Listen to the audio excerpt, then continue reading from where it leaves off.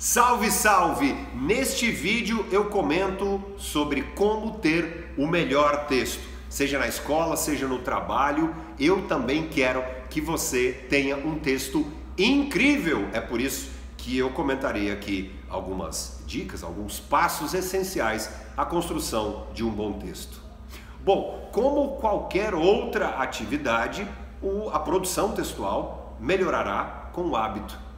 É natural que muita gente pergunte o seguinte: quantas vezes eu tenho que escrever durante a semana para que haja uma evolução na minha escrita? O ideal é que se escreva todos os dias. Se você quiser folgar um dia ou outro, tudo bem, mas é muito importante, principalmente a quem tem dificuldade, a criação do hábito. Sabe como uma pessoa que vá à academia todos os dias? Logo após algumas semanas, meses, esse ato será natural. Isso, consequentemente, se transformará em um hábito.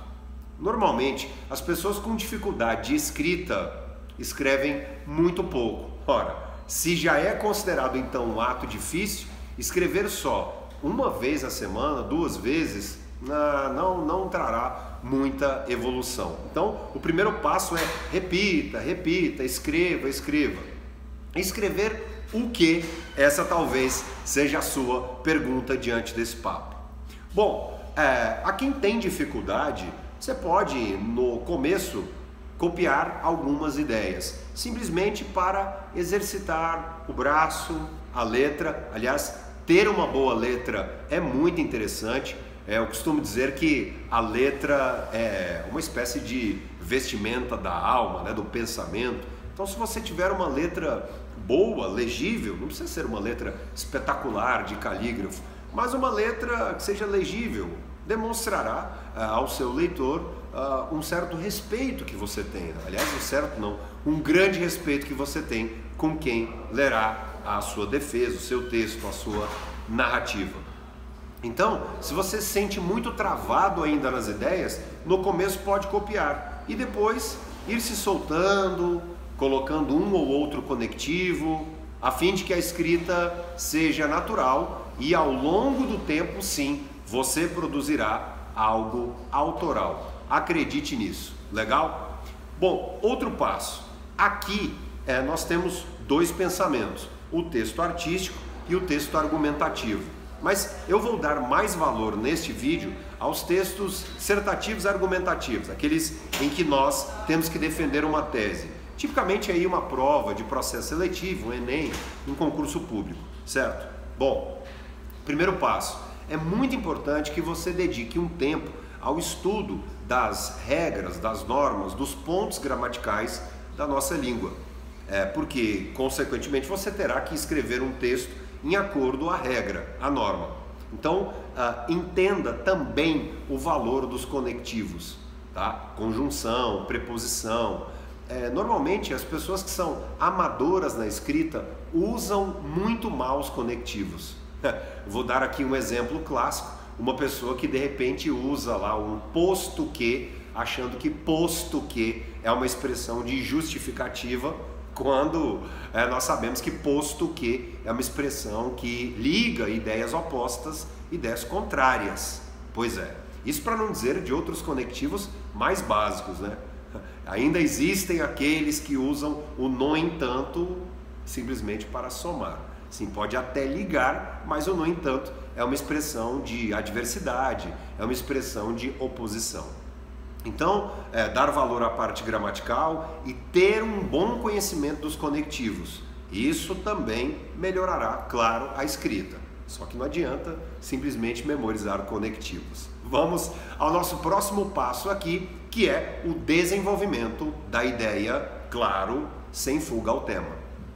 Você provavelmente deve ter ouvido do seu professor de redação, do seu instrutor de redação, que é terminantemente proibido fugir daquele tema proposto. Sim, porque se é um processo seletivo, o examinador escolhe o tema que você defenderá. O tema normalmente tem 2, 3 palavras que são chave. Procure não fugir daquelas ideias das palavras chave. Vou dar um exemplo. Se no tema A lei seca, por exemplo, ao longo de todos os parágrafos, a ideia não pode fugir da lei seca. A ideia tem de estar dentro ali da lei seca, certo? E algo que garantirá um valor muito grande ao seu texto é você sempre registrar opiniões de especialistas que vão provar aquela ideia. Então, socialmente, nós sabemos que a lei seca vem para enormes benefícios. E aí é bom colocar a visão de um jurista, de um importante policial rodoviário federal, por exemplo, é uma pessoa que trabalha na assessoria de comunicação da Polícia Rodoviária Federal, e você pode ter acesso a essas informações no próprio site da Polícia Rodoviária Federal, por exemplo, né? Essas opiniões de estudiosos garantem um valor muito grande ao texto, tá? Mas e como começar o parágrafo? É aí que, mais uma vez, entra o papel dos conectivos. De acordo com, em função disso, a visão de fulano de tal. Então, se você criar um texto embasado, um texto que tenha boas referências bibliográficas, neste nosso país você estará muito acima da média. Um grande defeito da maioria dos candidatos escritores do nosso país é simplesmente copiar uma fala alheia sem nenhum tipo de comprovação. Isso é um defeito grave, até mesmo utilizando de palavras que são muito próximas da fala e, pelo amor de qualquer coisa, nós sabemos que a escrita é muito diferente da fala. Então nós não podemos, por exemplo, ter o vício de repetir tantos ques ou palavra como coisa dentro de um texto em que nós defendemos uma ideia dentro da norma culta da nossa língua, certo? Esses são alguns pontos muito importantes. Bom, além de tudo isso, se embasar uma ideia, se entender de um conectivo a ligação dos parágrafos, vale muito a prática de conceitos.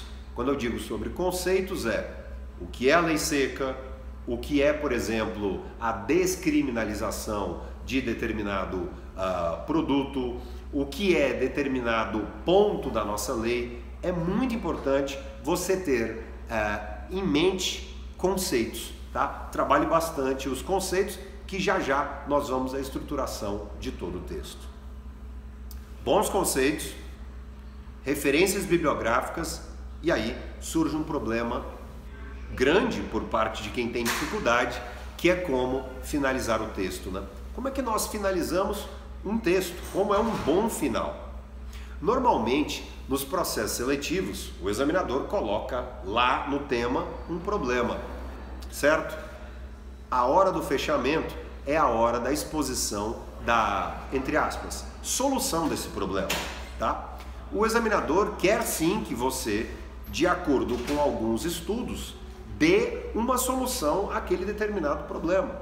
Ora, temas que normalmente são polêmicos, há a visão X, positiva, a visão negativa, e ao fim de todo o texto é importante um resumo de toda a ideia. Se você acha que aquilo ali, dentro de um estudo, né, é positivo ou negativo, é hora de você criar uma espécie de síntese, mas sempre dar uma espécie de solução. Eu vou aqui ser bastante prático quando eu digo sobre solução de problemas. Um conectivo como, por exemplo, por isso, por fim. E aí, por fim, é preciso que o Senado brasileiro aprove ou reprove tal medida de acordo com toda a afirmação dos estudiosos acima. Esse é um exemplo bom de fechamento do texto. Bom, vamos aqui a uma breve revisão, alguns pontos de como estruturar esse texto dissertativo argumentativo, também já enfrentar algumas barreiras que os escritores com dificuldade têm. Eu já tive muita dificuldade de escrita um dia na minha vida, e com o hábito tudo foi melhorando. Bom, normalmente a introdução é o espaço para um determinado conceito. Vamos lá. Sabe-se que, como eu citei a lei seca, né? Sabe-se que a lei seca enquadra-se neste ponto. Aí vem lá o segundo parágrafo. de acordo com fulano de tal, a lei seca vem sendo importante neste campo. Você pode colocar mais um outro parágrafo com outra visão de outro estudioso e no fim um conectivo ali a fim de resgatar toda a ideia, claro, porque os conectivos vão garantir a fluidez do texto, um resumo, uma síntese do que foi colocado ou simplesmente a solução para os problemas. Por isso é preciso que cada vez mais, por exemplo, por isso é preciso que cada vez mais a população se conscientize do peso das multas e muito mais do papel social de cada um. E que dirigir embriagado um veículo é crime. Então pronto, isso aí é um fechamento interessante, tá? E não se esqueça da questão do hábito. Bom, no fim desse vídeo eu quero comentar também, mais um vídeo do nosso canal, eu quero comentar também sobre o processo da criatividade. Muita gente diz assim, eu quero ser criativo, eu não sou uma pessoa criativa, quero ser criativo. Bom, vamos lá. Criatividade na escrita tem tudo a ver com o vocabulário e tem tudo a ver com a intensidade de leituras no seu dia a dia. O que eu digo sobre intensidade de leituras? Ora, se você, por exemplo, gosta de poesia, quantos poetas você lê e como é enriquecido o seu vocabulário? E não necessariamente você tenha que ler poesia. Eu estou dizendo da leitura de que você gosta. Se você gosta da área tecnológica, que tipo de escritores da área da tecnologia você lê? Quais são as novas palavras? Normalmente as pessoas que se queixam da falta de criatividade acabam tendo um vocabulário reduzido. Então procure ampliar, faça, por exemplo, mapas com muitos sinônimos. Eu, por exemplo, tenho um exercício diário, eu posso dizer, de sempre consultar o dicionário. E hoje existem essas maravilhas aí do mundo da tecnologia, que são os dicionários dentro de aplicativo, que eu sempre recomendo às pessoas. Legal? Então, ampliar o vocabulário, ler aquilo de que você gosta, mas sempre pensando em ampliar as ideias, abrir a cabeça, pensar um pouco fora da caixa, né? E também ouvir, ver, ler pessoas que são interessantes e que de fato vão agregar aí na sua carreira. Eu fico por aqui, espero que você se inscreva no nosso canal, que ative também lá o sininho para sempre receber as notificações no nosso canal, o Mesma Língua. Um abraço e até o nosso próximo vídeo. Eu fico sempre lá no Instagram, @Diogo Arraes. Um abraço e até a próxima.